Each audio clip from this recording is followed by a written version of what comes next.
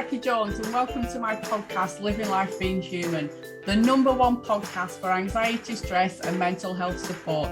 Don't forget to click subscribe to be notified of my latest podcast episodes.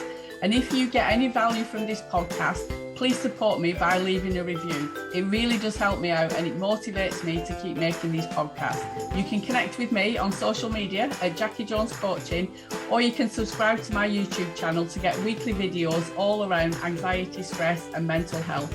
I really hope you enjoy this episode.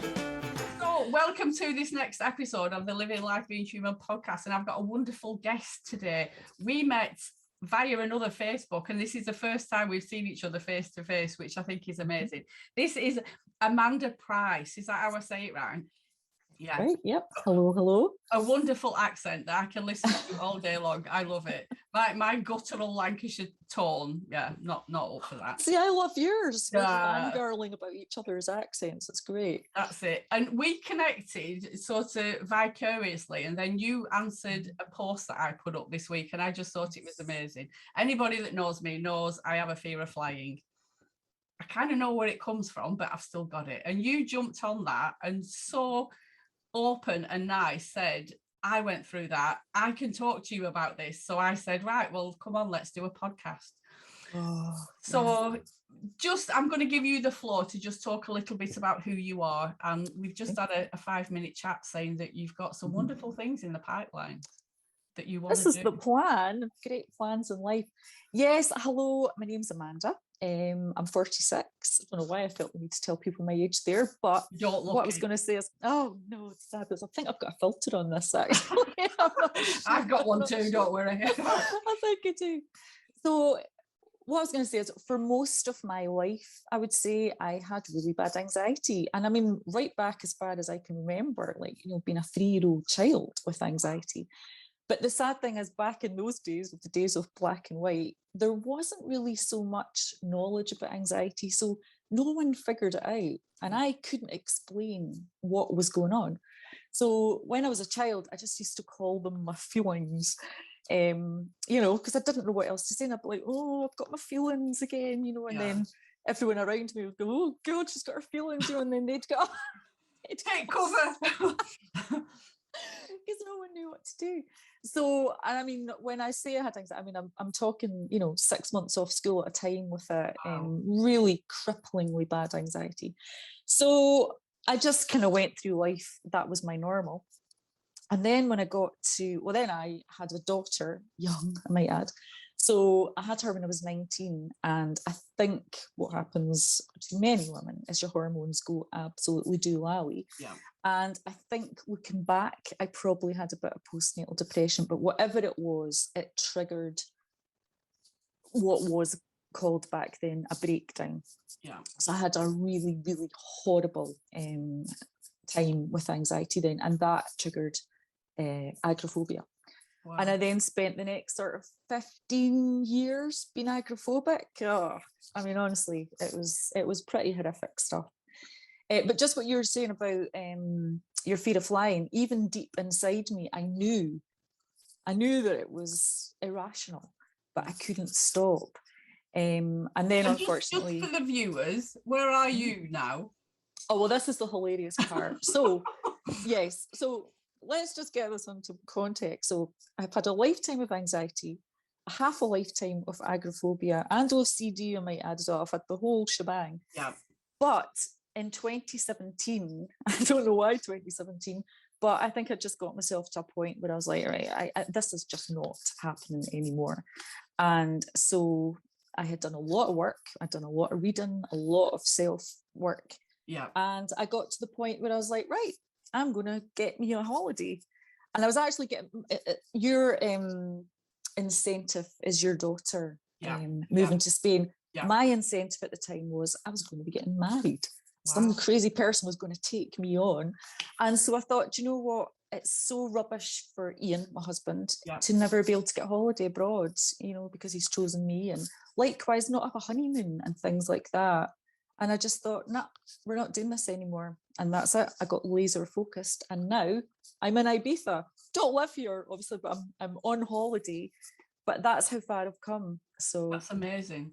And that was the message that you sent to me. Can we talk? I want to talk to you and tell you about certain things. And I'm in Ibiza now. And yeah, I think it's amazing. And sometimes we do need that focus. You called it a laser focus. If we get out of our own way, it's not that difficult. I know that. Yes. Yeah.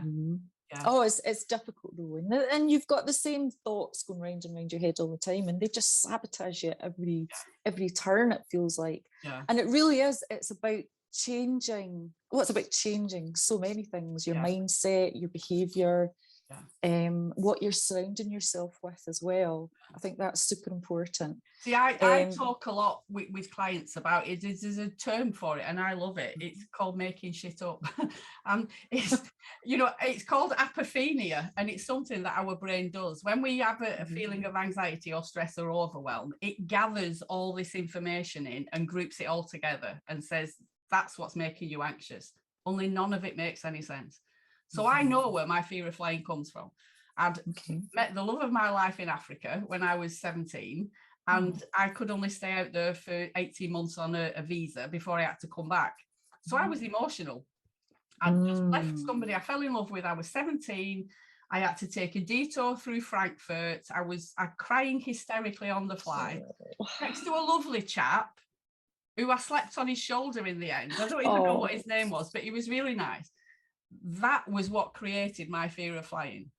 Right, that's because you were in such a state. Yes, I flew 2 other times after that, but my brain didn't recognize the okay flights. All it focuses on is that -1 flight. Right. And it was nothing to do with the plane. It was because I was an emotional wreck. So I can kind of really work it out. But yeah, even literally talking about flying, I can feel changes in my body. So I know all this stuff, but I get that anxious feeling just the same. So you're associating flying with those horrible feelings of loss and which is that apophenia and making shit up. But our brain does it to protect us. So it's literally gathered all this information, put it in a box, don't fly. That's what will keep you safe. So I'm chipping away at that. So tell me this, if you, for instance, if you just looked up in the sky and you saw a plane flying over, would you get a sensation of, oh, there's a plane, anything like that? There's a weird thing. I've rationalized it, and I do talk openly about all of this stuff. If they left the doors open, I'd be fine. I can get on a plane, I can get all the excitement, I can sit there and everything, but as soon as that door shuts and I can't get off, that's when the anxiety starts. Yeah. That was totally me. And I actually used to say that. I'd like, if only they could just fly it with the doors open. Because or if I could fly the plane, that would be another thing that I think would make me feel better. It's ridiculous. Well, it's not ridiculous though. It's so not ridiculous, but you just, it's about changing those couple of little thoughts a little bit.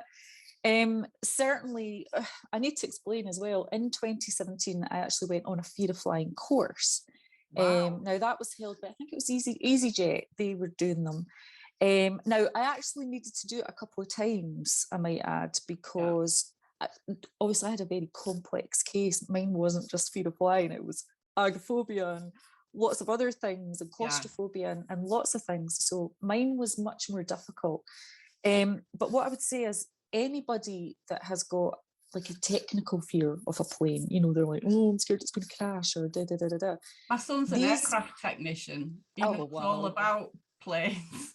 Sometimes that's not good as well. Well, he doesn't really like flying either, to be fair. So see, that's the thing, because I suppose it's like being a mechanic. You think about all the things that can go wrong. But what I thought was great is I had it explained to me how, not exactly how a plane works, but all the things that I used to think in my head might happen, how they just can't happen. They physically can't happen. And I'll tell you a couple of things that really helped me. So certainly that shutting the door thing, oh God. And I mean, that can still get me at times, where I still think, oh God, that's me, I'm stuck in here. But sometimes it's nice to think to yourself, well, it would be a lot worse if they didn't shut the door, because we'd all get sucked out the plane. We kind of need that. That's keeping us safe and secure. And the biggest reason, obviously there must be a bit of claustrophobia going on there as well, as you're being shut in. Yeah. And just knowing that means you can start working on those little things. What I started to do is, before I even went near a plane, is I started getting in lifts, because it's the same thing. Yeah. So I would even if I just did a floor or two, just to get me into that place where I had to surrender. I just had to go, right, well, I'm in this lift and I get stuck, but I will get out. Yeah. And that sort of, start putting yourself in situations where it's like, but not the same. Yes. I was also doing it with trains, because that was actually my starting point, because I thought, well, they shut the door there and you can't just get off a train. You know, you have to wait to the next stop. So I would do little things like that, just to kind of start teaching myself how to deal with that feeling when I was in it, without it being the big kahuna when I was on the plane. Yeah. If you see what I mean, if that makes sense. Yeah, totally. The other thing that somebody had said to me, which was fantastic, I think this was probably one of the people on the Fear of Flying course, but they'd said to me as well, you know, I used to worry about, oh, if I fall out the sky or something. And they said, you know, that's not going to happen. And what they would talk about is, if you were sitting in a car and you were going at speed, and if you put your hand out the window and you feel this mass hitting your hand, you know, it's like you feel the air hitting your hand. It's actually quite forceful. Yeah. And if you can imagine, it's like a big cushion. So when you're up in the air, the force of the air is holding you. It's almost like a big cushion in itself. So you've actually got this bed of air supporting you. And see the thought of that it's not just miles or nothing between me and the ground. I've got quite a weighty cushion holding me up there. That really helped me as well. Yeah. I think what you're saying though is because you've got these emotional connotations to flying, you know, that's such a traumatic experience that you had, and now every time you think flying, it stirs up those feelings. So that's quite tricky, actually. It's how to separate that from that. It's about trying to make flying fun, I guess. Yeah. Which, you know, my daughter moving out to Spain is going to be the big driver for this. You know, I've got a 3-year-old grandson, so going out there, we've got loads of things planned. It's only a choice Sunday to Thursday, so we've kind of squeezed it in. As soon as they said you didn't need to test going out, and I'm double vaxxed, and just all the paperwork that you've got to do now. Oh my God, if I don't do it now, I'm not going to do. So the incentive is there, and I am getting so much better at, you know, understanding. And I talk a lot about being comfortable in the uncomfortable. I know anxiety is not going to kill me. I know I get anxious and then I'm not anxious. So I know all of this stuff. So, you know, for me, I think it's just, I don't know. I'm saying I think it's just, I don't know what it is. Have you done a lot of flying? I flew, the last time I hadn't flown for 30 years. I lived in Australia when I was younger, and I flew backwards and forwards to Africa. So they were all really long flights that I did. But then after that episode where I broke down in floods of tears, I didn't fly for 30 years. So up until, I think it was 5 years ago, was my first flight. Again, it was with family. And then we did a little hop over to Paris to Euro Disney, again with my daughter and grandson. So I've done some lovely flights, and they were okay. Nothing bad happened, but you just don't like the way you felt. Yeah, 100%. And, you know, I talk a lot about with clients, you know, if medication works, then take medication. I'm not pro medication or anti. So I take diazepam, which is something the doctor said, do it. The thing I think that a lot of people do with medication, particularly for phobias, is they take it at the wrong time.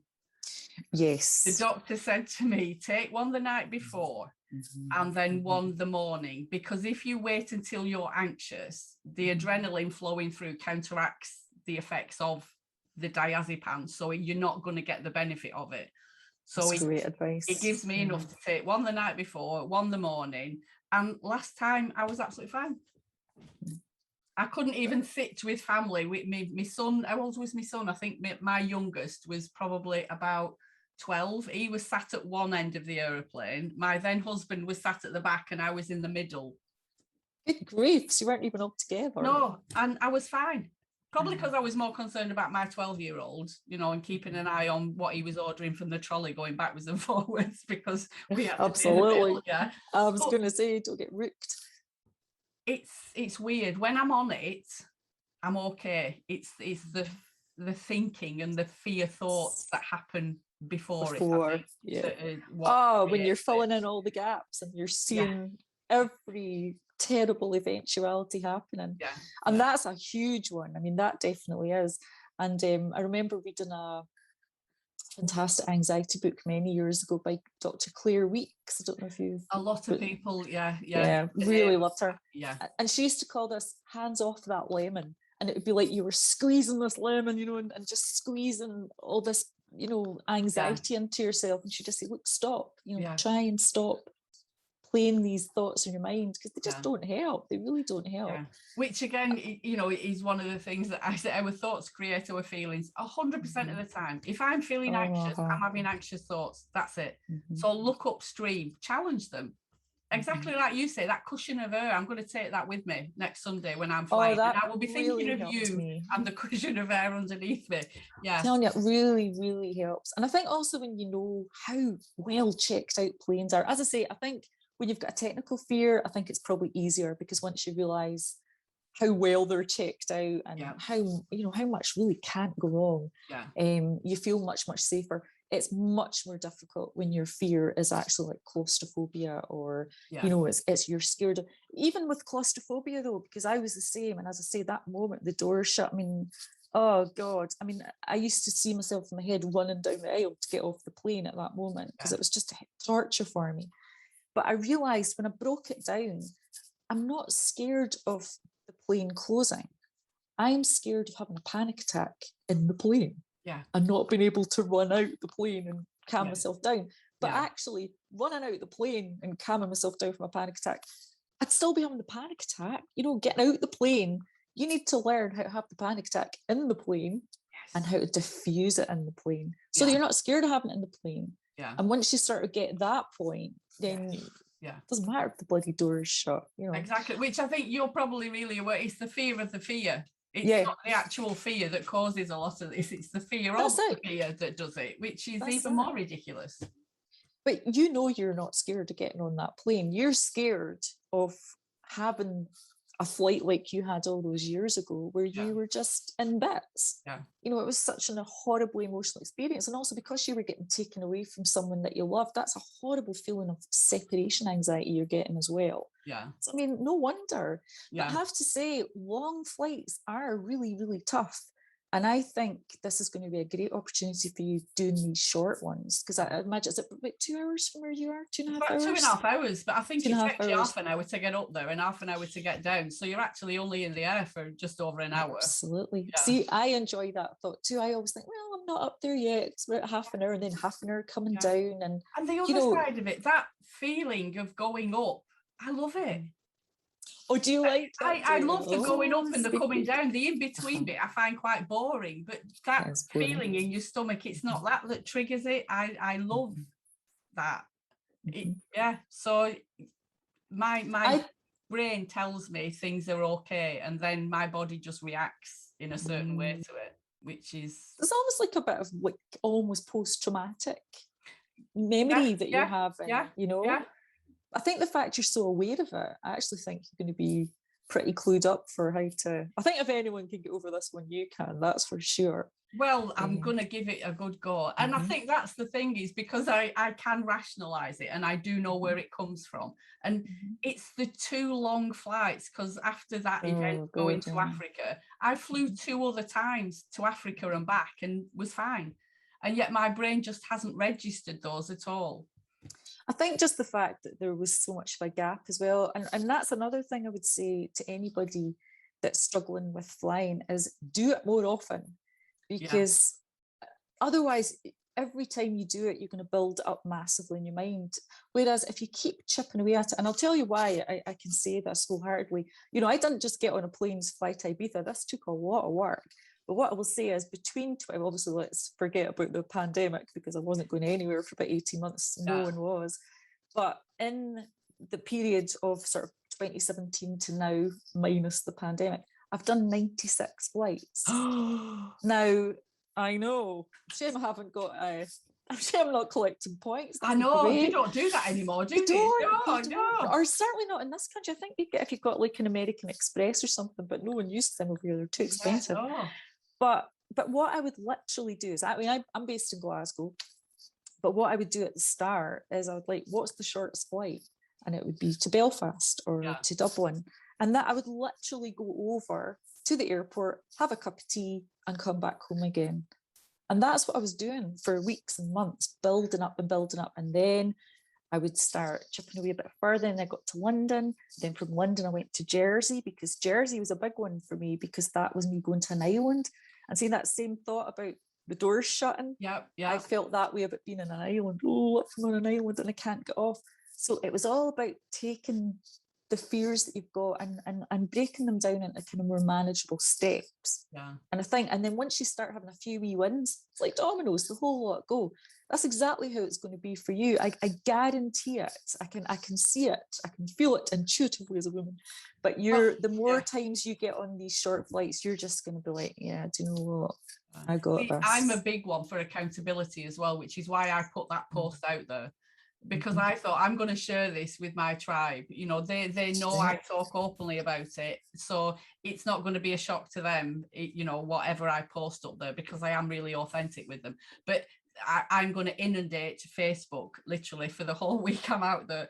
As soon as I set off to go to the airport, while I'm flying, everything, it's going to be out there. Because for me, you know, to feel the fear and do it anyway, and to be able to show other people that it's doable. I can be anxious and okay at the same time. You know, I believe that we can't ever be anxiety free, because life throws us curveballs. So it's about being okay in a not okay place, because it never lasts. Absolutely. I know it's not going to last. Yeah. But I think that's such a powerful thing that you're going to do, because bringing people with you, especially when you're showing that you're just human too, you know, you feel these things too. People take a huge amount of comfort and reassurance from that. And I was going to say something that's gone. Hang on. Sorry. No. It's my perimenopausal brain, I'm sure. Yeah. But no, I don't know. No, it's really gone now. Yeah, I was talking about being accountable. That to me, and you know what you were saying about doing shorter trips, and you know, giving yourself permission to not do that massive long haul flight. That flying is flying, whether it's a little flight or a long flight. The reality is, it's a flight. So you know. Go on. Oh, no, sorry. No. I'm listening. Sorry. I was going to say, often people put blocks in their own way. It was only a little flight, so it doesn't count. Well, yes, it does. You know, I flew, but I had to take a diazepam. So what?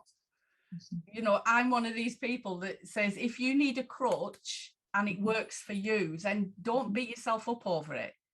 It's about getting to the end goal. That's all that matters.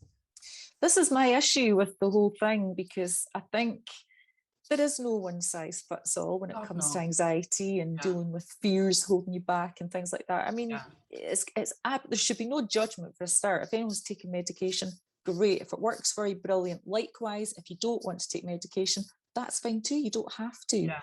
But it's got to be tailored to you. And this is the thing with anxiety, or certainly how I feel now. I get really pissed off when people promise to cure it. You know, you see all these courses and these books, you know, and they're talking about, oh, we're going to cure your anxiety in, you know, 30 days or whatever. And I mean, it's such bullshit, because you wouldn't say to someone, I'm going to cure you of tiredness, you know, or I'm going to cure you of hunger. Yeah. It's ridiculous. It's a natural state. You need anxiety, believe it or not, even though you don't like the feeling of it. Yeah. But once you learn how to manage it, and that's the thing.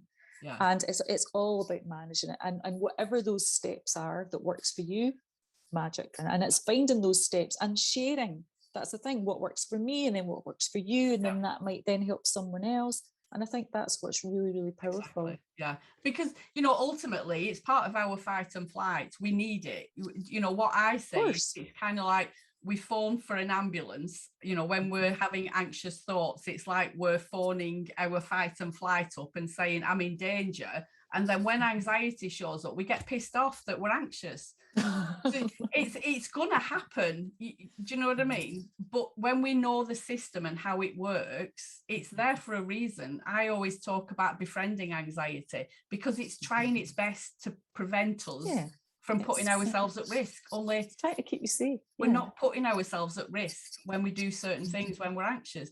But, you know, trying to not be anxious keeps anxiety at the forefront of our mind all the time. So it's defeating the object.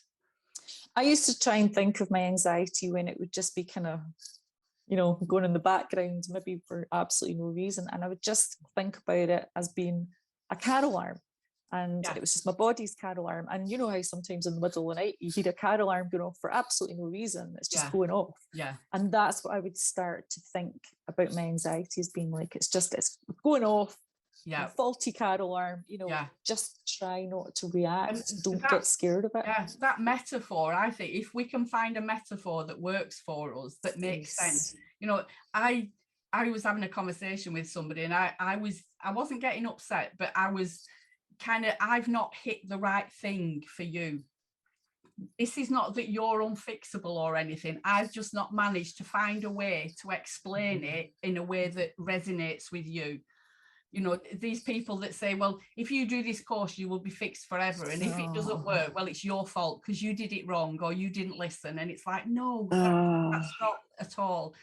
But, you know, for me, it's about that friend that we all had at school that wasn't in the in crowd, but they just hung around anyway. And that's kind of like what anxiety is. They just hang around when they're of no use to anybody half the time. But, you know, it's finding something that resonates, and exactly like you said, whether it's CBT or transactional analysis or NLP or meditation or yoga, whatever it is, it doesn't matter. If it works for you, then run with it. Don't let anybody talk you out of trying anything. This is what I love about you as well, Jackie. You're not trying to say, look, what I do, that's all you can try, and if this doesn't work, then you're unfixable, because sadly there's a lot of that out there. And I know I certainly, God knows how many psychologists and therapists and whatnot I've been through over the years. And at one point, someone did say to me, look, I'm sorry, there's nothing we can do. We can't, you know, you're never going to get over this. You're never going to get better. And for someone to tell me that, the amount of despair, I mean, I remember thinking, well, I don't want to be here anymore if this is what my life's going to be like. And to have a sort of lifeline taken away like that, where I felt like, well, God, no one's ever going to be able to help me. I'm never going to feel better. I just want to die. You know, that's kind of the point I got to.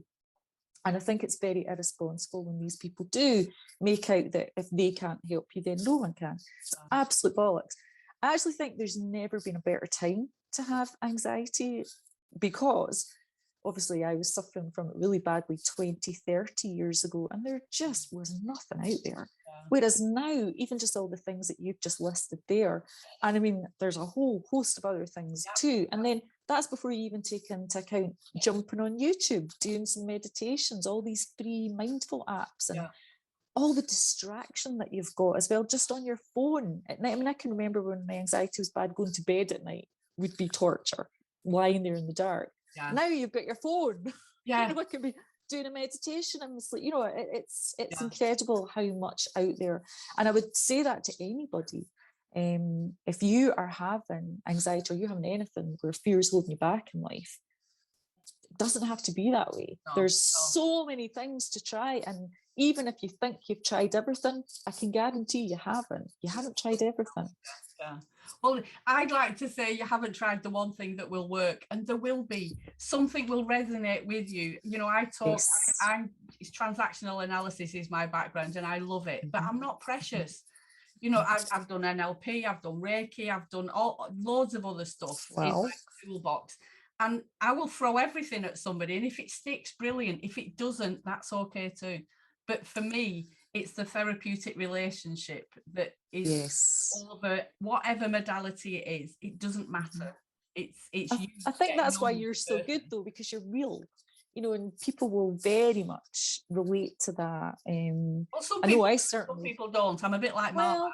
you know, they expect a certain professionalism, and when I drop the odd F-bomb, it can offend some people, but that's me. Meanwhile, people like me love that, and Well, that's why you really resonated with me. So say a little bit about what your plans are. We touched on it before I pushed the yeah, on this about where you're going, because I think it sounds amazing. You've got so much to offer people, you really have. you know, I think I had been, well, so basically about 2.5 years ago, I set aside a domain, and it was going to be for fuck the fear, but I then decided, well, first of all, it had been taken by someone on Instagram, but also I thought it might be a little bit offensive as well. So I toned it down a little, and I set aside a domain for Fix the Fear. And what my plans were and still are to create a community, a very, very positive, uplifting one, almost like a hug for the terrified, and basically try and provide what wasn't there that I needed at the time. Yeah. And I think sometimes the best people to help you in a situation are the ones that have been there themselves, especially when they've worn as many t-shirts in that regard as I have. Yeah. And so that's my plan. I want to just create this space that lots of people that maybe just don't know what the hell's going on, and demystify anxiety for them, and not even just make it all about anxiety, because sometimes I think that can not always be the best thing to be surrounding yourself with. So I also think making this a very positive space, and basically for anyone that is being held back by fear. Yeah. And the reason I say this is because even yesterday I made myself a little video just to remind me, because I've had horrible body issues most of my life. And I've actually got good reason to. I've got a condition called Ehlers-Danlos, which is relatively rare, but it's a connective tissue disorder. So unfortunately, it means that my skin doesn't behave the way a normal person's would.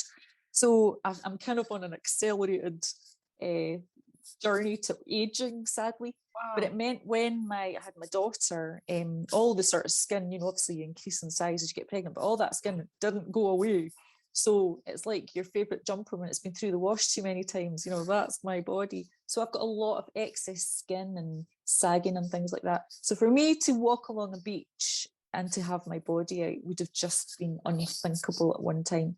But yesterday I got my one piece on and I rocked it. I walked. Brilliant. I did. I walked down that beach, and believe me, I was looking at all these 22-year-olds with their tight, perfect bodies, but instead of thinking, oh God, why can't I look like that? I just thought, yeah, do you know what? It's great you look like that. That's great. But I look like this. And what does it matter? I'm enjoying the sun too. I'm enjoying the music. And I just thought, I'm not going to let things like this hold me back anymore. I've been held back enough in my life. And I think creating a place where like-minded people can just share those kind of views and empower each other. And I think that's what I really want to do. And I'll be there as soon as you launch on me, because I will be in there being your cheerleader. There's something about our state of mind, and you know, it does go through ebbs and flows, and that's okay. And giving people permission to just be you. Yes. The one thing I say an awful lot is, you know, I live my life by my rules. It's about me understanding where that comes from and why I do it. But if they're my rules, I can break them. I can make new rules. And it sounds exactly like you did. I'm going to walk down the beach in my one piece, and if you don't like it, don't look. But this is my rules, and fair play. Well, that's it. I just thought, look, this is my body. This is my vehicle that I am taking. This is the thing that's allowing me to be in this beautiful life that I am in. You know, and rather than looking at my poor wee body and hating on it all the time, you know, why don't I start loving it and appreciating it? Doing that gives others permission to do the same thing. Well, it doesn't matter what shape or condition you're in. It just doesn't matter, because at the end of the day, this is your little vehicle. It's the only one you've got. So you might as well look after it and be kind to it and love it. Yeah. And I just thought, at the end of the day, okay, I might not look like one of these 22-year-olds, but did it really matter? Because at the end of the day, the same sun was on my skin, the same sand was under my feet. I was still having the same experience. And what would it matter what someone else's opinion of my body was anyway? I don't want somebody guy ogling me anyway, you know. So The sad we need thing to just for get me over ourselves. when you're saying that is, you know, I don't like labels. I don't like giving myself or anybody else labels. But you know, body confidence is not something that I've ever had. But even when I was 22 or 19 or 17 and had an okay body, I wasted it. So I've got this thing in my head now that the age that I'm in my middle 50, you know, it's done its time as this body, but I don't want to be at 75 thinking, why did I not appreciate my body when it was 55? I'm gonna literally milk it for all it's worth now. Girl, you got a rocket, because I'm telling you, you're never going to be as good as you are today. You're never going to be as young as you are today and as vibrant as you are told today. me that when I was 20 and 30 and 40. I probably wouldn't have listened to them. But do you know, they probably did, and that's right. We weren't listening. Yeah. Because now when I look back, I think, oh God, why did I not wear a bikini every day of my life? Fucking amazing then. But it's true, you don't think it at the time, and it's exactly the same now. We'll look back. I mean, God, even look when you look back to pictures of yourself 5 years ago, you think, oh my God, I looked great, and I thought I looked terrible. So we got to just do away with all that crap, and it's just all absolute crap. And positivity that you're talking about in the group that you're going to set up, it's okay. I did it when I was starting all my stuff around anxiety. I went in a lot of groups about anxiety and I felt so anxious, and I'm like, this is not working. In fact, when I do it, it's not going to be people talking about anxiety all the time. Yes, there's space for people to offload and to get support, but we've got to be positive. There's, you know, we're not anxious 24 hours a day. It peaks. Yeah, you've hit the nail on the head, because over the last couple of years, while I've been I think I had huge imposter syndrome about setting this up. Because well, I realise now, because in the last sort of 2-3 years, what I was doing was I was jumping into forums, and you know, some poor wee soul, you know, would just be breaking their heart in there, and I would just like DM them and just say, look, can I help you in any way? And then we would message backwards and forwards, and I realised, no, actually, you really can help people. But what you just said there is absolutely right. I think, sadly, sometimes these spaces can be too much about, oh, woe is me, and oh, this is terrible. And then everyone else jumps in and goes, oh God, yeah, my life's terrible too. Yeah. And it just creates this big black cloud over something that is not going to help. You know, you're not going to help anybody by bringing a black cloud. Yeah. So my vision is to have I've said it already, a hug for the terrified. And it really is just a space that's much more about uplifting, demystifying the anxiety, yes, acknowledging it, yes, but doing something positive, proactive with it, and making you feel like you've got control, because you will always get control.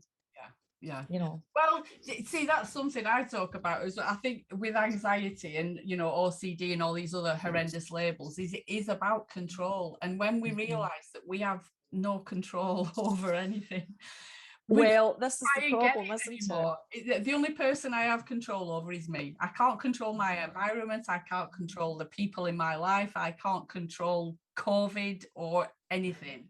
And that can be really scary when you first realize, but it's also so freeing.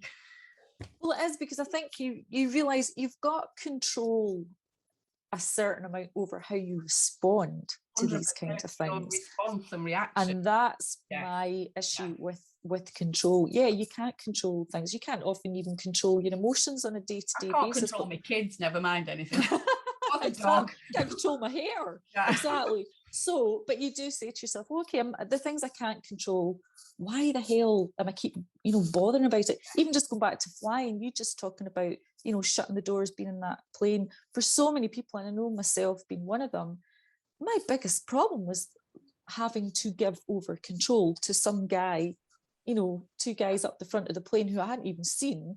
Yeah. And I was going to suddenly have to trust them, you know, to get me from A to B. And that's a horrible moment of giving over that control. But I think so much of dealing with these kind of things, COVID or flying or any other issue like that, is getting to a point where pick your battles, know what you can control. And then the things that you can't control, learn how to release that. because you're absolutely right. See that freedom that comes from not trying to control the things that you can't control. You're fighting a losing battle. Yeah. Whereas if you put that energy into things that you can control, then you start having wins. And that's when life just opens right up for you. Yeah. And the other thing I say is, you know, it's not the event. It's like with me, if I take this back to the flying and that flight where I, you know, left the love of my life, it's not that now. I survived that. I'm here, so I survived it. So it's not that causes me to feel. It's my thoughts about that are creating my feelings now. It's your memories, that's it. You know, if I can respond and react in a different way, then it just takes the power out of it. And that's absolutely. I have a choice. You know, if I respond in a neutral, even place, or whether I react in an emotional, overwhelming, that's down to me. Yeah. And that's it. And I think now a really good place to build for you, listen to me telling you, you know exactly, you know way more than me. So much out of this. I just think if you start thinking of ways to make it a pleasurable experience, and I mean, you know, pop your diazepams, yeah, great, but other things as well. Do it in such a way that you're almost making it an experience of pampering, because you're not so worried about the actual flight itself or the being on the plane. Yeah.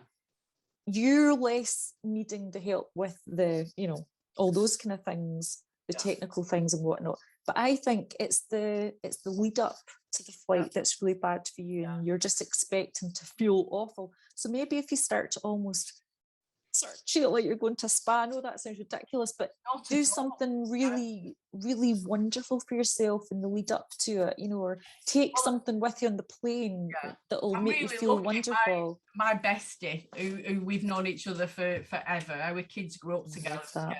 She's coming as my carer. She's like, right, come on, we'll do this together.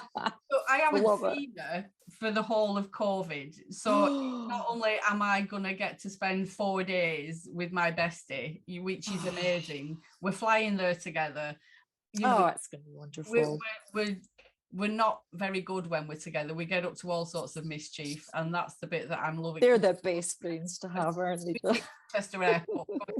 So there's loads of stuff that I'm really, really looking forward to. Yeah. Do you know, I think you're going to surprise yourself with this one. I really do. I think there's so much positivity surrounding it. Seeing your bestie, it's going to get a bit messy. And then seeing your daughter in her new house and everything. Honestly, there's so much joy that you're going to take from that. And it will be all over Facebook, so everybody will. I look forward to seeing about it. I really, really do. I think it'll be fabulous. We'll all be cheering you on as well. There will be times where I might have that, you know, glazed expression on my face. I'm okay with that. I've got nothing to hide. So listen, I can't thank you enough for jumping on that message. It's been great. Come on here. I really appreciate it. We need to do this a bit more often. I need to get you on and talk about your stuff again, because I've really will be happy to. Honestly, Jack, I just think you're amazing. I really, really do. And can I just add as well, I actually went to TA transactional analysis for many a year, and she was just the loveliest lady. And I mean, she was nearly 80 when I was going to her. Absolutely amazing woman. And you know, she said something to me that stuck with me, and I think TA is fantastic for figuring out a lot about why you behave in the way that you do. And that whole parent, adult, child, because I think, unfortunately, sometimes when you're suffering with anxiety, you think you're in your parent state or you think you're in an adult state, giving yourself what to do, but actually you're just being a terrified child, but you don't realise it. But anyway, the lady had said to me this fabulous thing, and honestly, you could take all my problems down in a nutshell in this one thing she said. So I'd sat there and I'd been telling her about, you know, I can't do this, I can't go out, and I can't go here, and I can't go there. And she just looked at me over her glasses and she just said, well, someone's got their knickers in a right old twist. That's very achieved. 4 years at university. I love it. But just in that moment, I don't know, it just snapped something into me. Because I just thought, oh my God, you know, here's me blowing up all these problems. And it was a really great moment. So I've got a lot of time for TA. I'm not saying TA is not much more complex than that, by the way. I know, that's why I like it, because there's diagrams and structure. I'm a very logical person, so I like that. And I use the parent-child ego a lot, because it is our child that's shit scared. And we get angry with it. Instead of our parents being nurturing and giving ourselves a hug and understanding in that moment, we are frightened, and that's okay. So when you talk about your group and it just being a hug, that's what we need to do with ourselves. We need to give ourselves love and compassion, and be okay in the fear. Kindness at the heart of everything. Oh, Jackie, honestly, this has been so wonderful. Thank you so much. Thank you enough for coming on your holiday in Ibiza as well. I still can't believe I'm here, by the way. I mean, I really can't. But well, I can't wait to get a bit of sunshine. My son spent most of his formative years in Ibiza. When space shut down, he was not a happy bunny. So yeah. Oh wow. Oh, he's lived the life then. 34 now, and he spent every year, twice a year, opening parties, closing parties over in Ibiza. So I'm so jealous. Oh my god. So we will do this again. Thank you so much. Thank you. Honestly, Jackie, it's been fabulous. Have a great day. Thank you. Thank you. Bye. Bye. Bye. Hey, thanks for listening to this episode of the Living Life Being Human podcast. Please follow on Apple Podcasts and leave me a review. And if you got value from this episode, please share it so that others can get value from it too. You can connect with me on Facebook, Instagram and YouTube at Jacci Jones Coaching, or you can visit my website, jaccijones.co.uk, and click on the free resources tab at the top of the page for all my free and paid support. Thanks for listening.